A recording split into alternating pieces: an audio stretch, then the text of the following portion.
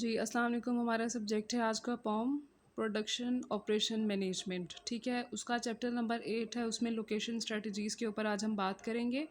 ठीक है, what is location? Location जहाँ पे आपने अपनी मार्केट बनानी है, जहाँ पे अपने आउटलेट्स ओपन करने हैं, ठीक है, उस जगह को आप कहते हो लोकेशन। ठीक है, location, place, facility, area, locality, ये सारे कुछ आपकी लोकेशन के लफ्ज़ी मीनिंग्स हैं। ठीक है, देन उसके बाद सबसे पहली हमारी हेडिंग है कि लोकेशन की स्ट्रेटजिक इंपॉर्टेंस क्या है। ठीक है, इसकी इंपॉर्टेंस ये है कि उसमें कुछ फैक्टर्स इन्वॉल्व होते हैं। सबसे पहला फैक्टर है आपकी कॉस्ट का। ठीक है, location is such a significance cost and revenue driven, location directly influence the cost. ठीक है, अब जो लोकेशन है ये डायरेक्टली इन्फ्लुएंस कर रही होती है कॉस्ट को। ठीक है, अब कॉस्ट आपकी दो तरह की होती है, एक वेरिएबल कॉस्ट और एक फिक्स्ड कॉस्ट। वेरिएबल कॉस्ट ऐसी कॉस्ट होती है जो चेंज हो जाती है टाइम टू टाइम। ठीक है, और जो फिक्स्ड कॉस्ट होती है ये कांस्टेंट रहती है। देन उसके बाद है हमारे पास सेकंड फैक्टर जो आपके लोकेशन के लिए इंपॉर्टेंट होता है, वो है risk factor. The location of the market having no demand and no parking, so risk factor is increases. ठीक है, आप देखो कि जब आप वहाँ पे मार्केटिंग कर रहे हो, वहाँ लोकेशन बना रहे हो जहाँ कोई डिमांड नहीं है, जहाँ कोई पार्किंग नहीं है, तो आपका रिस्क फैक्टर ऑटोमेटिकली ज़्यादा होता है। ठीक है, इसका थर्ड फैक्टर होता है प्रॉफिट का। इसमें ये होता है total profit is equal to total revenue minus total cost. ठीक है, गुलगश्त जो है ये हॉट मार्केट है मुल्तान की। इससे ये होगा आपकी सेल ज़्यादा होती हैं और इससे कॉस्ट जब कम होती है आपकी तो आपका प्रॉफिट ज़्यादा होता है। ठीक है, इसका रिलेशन आप देख लें, टोटल प्रॉफिट ज़्यादा तब होता है जब आपका रेवेन्यू ज़्यादा होता है, मतलब आपकी सेल ज़्यादा होती हैं, आपकी कॉस्ट कम होती है। देन उसके बाद है transportation advantage, cost cutting due to innovation in production and supply chain channels. ठीक है, आप इनोवेशन अपनी प्रोडक्शन के अंदर इनोवेटिव प्रोडक्ट्स बनाओ। ठीक है, उससे कॉस्ट कटिंग होगी आपकी और सप्लाई चेन चैनल्स अच्छे से अच्छे हों। ठीक है, देन उसके बाद ऑप्शंस हैं। जब भी आपने लोकेशन बनानी है तो उसके लिए कुछ ऑप्शंस होते हैं आपके पास। ठीक है, एक्सपेंड योर ऑन बिजनेस। पहला ऑप्शन होता है कि आप अपने बिजनेस को एक्सपेंड करो। ठीक है, अगर आपकी 1 स्टोरी है तो आप उसको डबल स्टोरी, ट्रिपल स्टोरी पे ले जाओ। ठीक है, जैसे मुल्तान में शंग्रीला वालों ने किया हुआ है, उन्होंने ये किया हुआ है कि अपनी प्रोडक्शन, अपने वेयर हाउसेज सारा कुछ उन्होंने डबल स्टोरी पे किया हुआ है। देन उसके बाद हो जाएगा आपके पास ऐड अनदर साइट।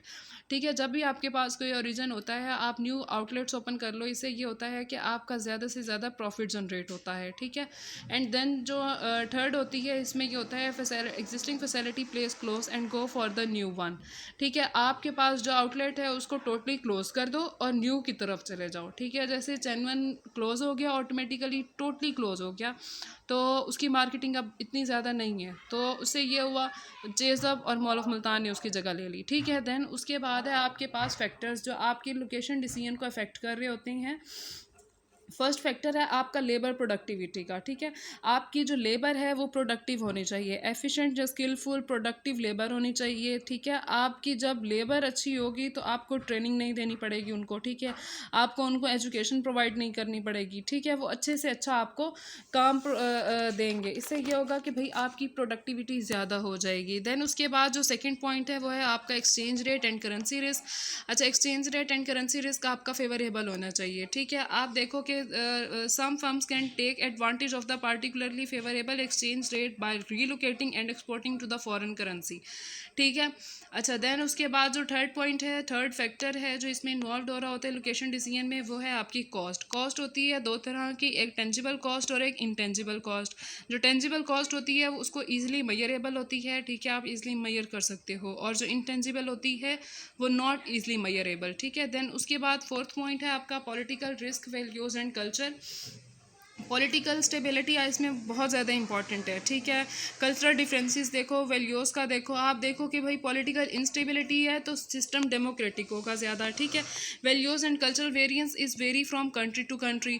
ठीक है, अब जैसे फॉर एग्जांपल बीफ बर्गर है, वो इंडिया में सेल नहीं होता। वो इसलिए सेल नहीं होता क्योंकि वो इस चीज़ की, वहाँ अगर आप लोकेशन बनाते हो, बीफ बर्गर का आउटलेट ओपन कर रहे हो, तो वहाँ आपकी लोकेशन नहीं होगी इतनी। ठीक है, देन उसके बाद है आपके पास प्रॉक्सिमिटी टू द मार्केट। ठीक है, क्लोजनेस, प्रॉक्सिमिटी का मतलब होता है क्लोजनेस। ठीक है, अब ये है कि वहाँ लोकेशन बनाओ जो आपके कस्टमर के करीब हो। ठीक है, देन उसके बाद सिक्स्थ फैक्टर है प्रॉक्सिमिटी टू द सप्लायर्स। आप अपनी वहाँ लोकेशन बनाओ जहाँ आपके सप्लायर्स करीब हो, आपके जहाँ आपको रॉ मटेरियल ईजिली प्रोवाइड हो सके। ठीक है, देन उसके बाद प्रॉक्सिमिटी टू द कॉम्पिटिटर्स, आप वहाँ पे अपनी लोकेशन बनाओ, वहाँ अपनी फैसिलिटी बनाओ जहाँ आपके कॉम्पिटिटर्स कम्पीट जो है ना, वहाँ उनका कॉम्पिटिटर्स, कॉम्पिटिंग कॉम्पिटिटर्स जो हैं उनकी क्लोजनेस हो, वहाँ डिफरेंट इंफॉर्मेशन इन्फॉर्मेशन मिले आपको, ठीक है। कॉम्पिटिटर्स के थ्रू टैलेंट डिफरेंट होता है, वेंचर्स कैपिटल डिफरेंट होते हैं, ठीक है। ये सारा कुछ आपका इसमें आ जाएगा। देन उसके बाद methods of evaluating location alternatives. First method है आपका फैक्टर रेटिंग मेथड, ठीक है। फैक्टर रेटिंग मेथड में ये है कि आपके पास की success factor is equal to weight into scores.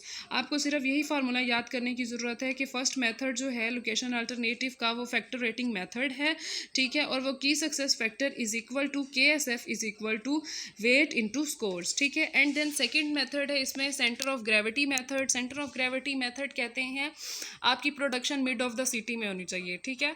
Mid of the city का मतलब यही है कि आप इस जगह सेंटर ऑफ ग्रेविटी, अब सेंटर ऑफ ग्रेविटी आपको पता है कि मिड होता है, ठीक है, सेंटर हो किस चीज़ का, ठीक है। आप वहाँ पे अपना स्टोर बनाओ जहाँ पे आपका ज़्यादा से ज़्यादा आप ज़्यादा से ज़्यादा कस्टमर को ग्रैब कर सको, ठीक है। अब यहाँ पे दो कोऑर्डिनेट्स की बात हुई है, X coordinate and Y coordinate. जो एक्स कोऑर्डिनेट है उसका फार्मूला आपको याद होना चाहिए, is equal to summation X Q divided by summation Q. अब क्यू जो है वो क्वांटिटी ऑफ गुड्स है, क्वांटिटी ऑफ आइटम्स है, क्वांटिटी ऑफ शिपमेंट्स है, कंटेनर्स है, ठीक है। एंड देन वाई कोऑर्डिनेट्स में भी यही कुछ होगा, delta summation Y Q divided by summation Q. अब इसके बाद आपने इसका ग्राफ जब बनाना होगा तो आपने ये चीज़ का ख्याल रखना होगा कि जो भी आपकी प्रोडक्शन हो रही है इन दोनों ग्राफ एक्स एक्सिस और वाई एक्सिस इसके मिड में होनी चाहिए, तो वो आपका क्या हो जाएगा, सेंटर ऑफ ग्रेविटी। देन उसके बाद सर्विस लोकेशन स्ट्रेटजीज़ में ये होती है कि आपने वहाँ पे अपनी सर्विसेज देनी है, वहाँ पे लोकेशन बनानी है, वहाँ पे गुड्स प्रोवाइड करने हैं जहाँ पे ज़्यादा से ज़्यादा आपको कस्टमर मिले, ठीक है। वहाँ पे आप ज़्यादा से ज़्यादा रेवेन्यू जनरेट कर सको, ज़्यादा से ज़्यादा सेल्स बढ़ा सको अपनी, ठीक है।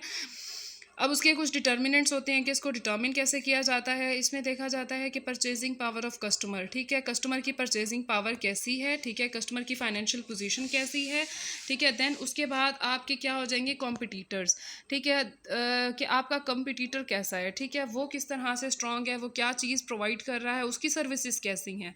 एंड देन उसके बाद थर्ड पॉइंट है आपका क्वालिटी ऑफ कॉम्पिटिशन, कि आपकी कॉम्पिटिटर किस तरह की क्वालिटी ऑफ प्रोडक्ट आपको प्रोवाइड कर रहा है, आपके कॉम्पिटिटर्स में लेके आ रहा है, ठीक है। तो आप उससे देख के भी अपनी लोकेशन बनाओगे। उसके बाद है यूनिकनेस ऑफ द फिल्म। आप कोई भी चीज़ बना रहे हो तो उसके अंदर यूनिकनेस होनी चाहिए, ठीक है। उसके अंदर ये होना चाहिए कि आपकी चीज़ कॉम्पिटिटर की चीज़ से डिफरेंट दिखे, ठीक है। Service and image capabilities with demographic, ठीक है। आपने क्या करना है, आपके अंदर एबिलिटीज़ जो होती हैं वो आपके अंदर डेमोग्राफिक रीजन के अंदर आप पूरे का पूरा उसको क्या करो, ओवरऑल ग्रैब करो कस्टमर को। देन उसके बाद physical qualities of the facilities and neighbouring business, ठीक है। आपकी लोकेशन और आपके नेबर बिजनेस की जो लोकेशन होती हैं उनकी क्वालिटीज़ देखो आप। देन उसके बाद operating policies of the film, operating operations जो होता है उसका मतलब होता है आप डे टू डे एक्टिविटीज़ जो आपकी हो रही होती है उसको देखो आप। देन उसके बाद क्वालिटी ऑफ द मैनेजमेंट, के आपने के अंदर मतलब पूरा उसको कंट्रोल करने के सलाहियत है या नहीं है, ठीक है। देन लास्ट टॉपिक हमारा है जियोग्राफिक इंफॉर्मेशन सिस्टम, GIS, ठीक है। इसको आपने सिर्फ रीड कर लेना है। इसमें यह है कि जब भी आप कोई दूसरा न्यू आउटलेट ओपन करो तो आपको उसके बारे में कंप्लीट इन्फॉर्मेशन होनी चाहिए, उसके जियोग्राफिक इन्फॉर्मेशन आपको कंप्लीट होनी चाहिए, ठीक है। आपको उसके रेजिडेंशियल एरिया का पता होना चाहिए, रिटेल शॉप्स का पता होना चाहिए, कल्चरल इंटरटेनमेंट सेंटर का पता होना चाहिए कि कहाँ कहाँ से लोग आएंगे, कौन कौन से कल्चर आपके लोकेशन को ग्रैब कर सकते हैं, ठीक है। और उसके बाद क्राइम इंसिडेंट्स के मतलब कोई क्राइम का इशू वगैरह तो नहीं है, ठीक है। उसके अलावा ट्रांसपोर्टेशन इन्फॉर्मेशन, आपको ट्रांसपोर्ट की भी इंफॉर्मेशन होनी चाहिए कि भाई आपने जहाँ पे अगर अपना आउटलेट बना रहे हो, जो आपने जियोग्राफिक एरिया जो लोकेशन आपने चूज़ की है, क्या उसमें ट्रांसपोर्टेशन आप रिस्पॉन्सिव हो, कस्टमर को अच्छा प्रोडक्ट दे सकते हो या नहीं दे सकते। जी थैंक यू सो मच।